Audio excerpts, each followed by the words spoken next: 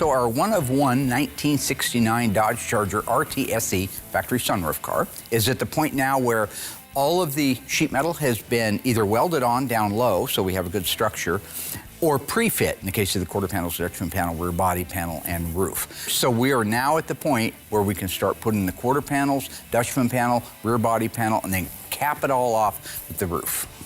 On our sunroof Charger, I was able to get the jam work done on the Dutchman and the inside of the quarters. I treat all of our jam work just like it's the outside of the car. I want it to look nice and perfect. So just like the roof, Josh was kind of struggling a little bit. He says, Will, I need help, I need help. To lift a big quarter panel the size of me. No, to get the placement right. Okay. So I've stopped what I'm doing to come over here and give my friend Josh a hand. He gets overwhelmed easily. I have fit this many times. Fitment's good. Are you sure? Oh, yes. Okay. Installing the sheet metal on the rear of the car at this point is pretty easy. I've already fit and pre-fit all the panels on here at least a half dozen times. Oh, your holes don't line up, huh? Oh, interesting. Going in pretty smooth. Sometimes to make adjustments, the panels have to come off and go back on. There we go. Oh, it went well. You saw where he struggled. Things weren't lining up properly, but I just kind of adjusted it as he was screwing it together, so I think we're good at this point. Went together pretty good. Yeah, it is. He did a good job. He's learning, but we're getting there. One thing I like to do to make life easier is make locating holes in every panel. When I have a panel set in place and I know where it needs to be, I put a sheet metal screw in certain places. It works really good to hold everything in place. But also when I take it apart the final time to paint all the inner pieces, they work as alignment holes going back together, so I know everything is where it should be.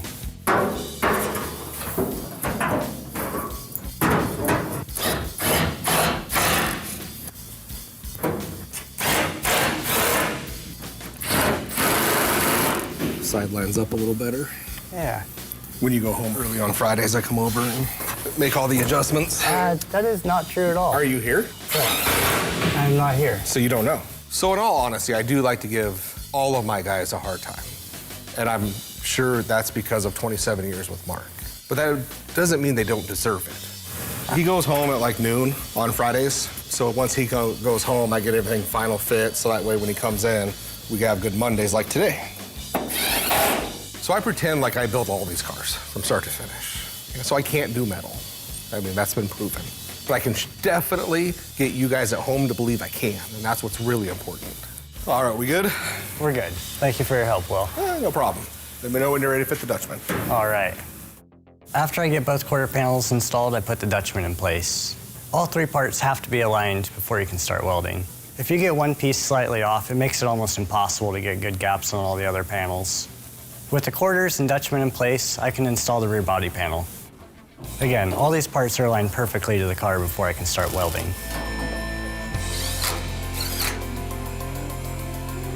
So once all the panels are on the car and in perfect alignment, I can start welding things together.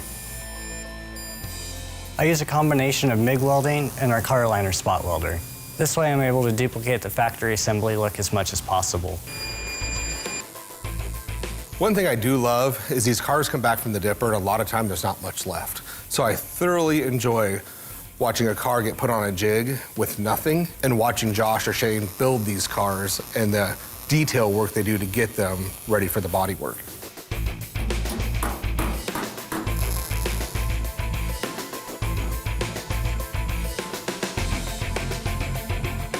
Before I weld the Dutchman panel in place, I like to add a bead of seam sealer between the panel and reinforcements.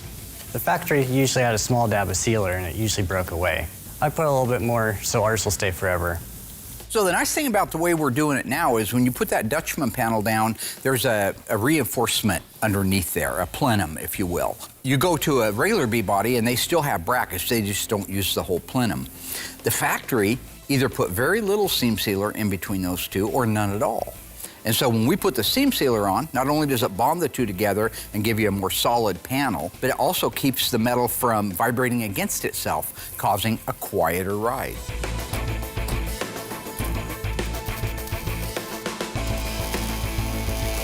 The first few welds on every panel I carefully place to prevent the panel from moving. Typically I'll place a weld in the center of the panel and then one on each side. If I didn't do this and welded from one side straight to the other, the panel could shift and change all the gaps.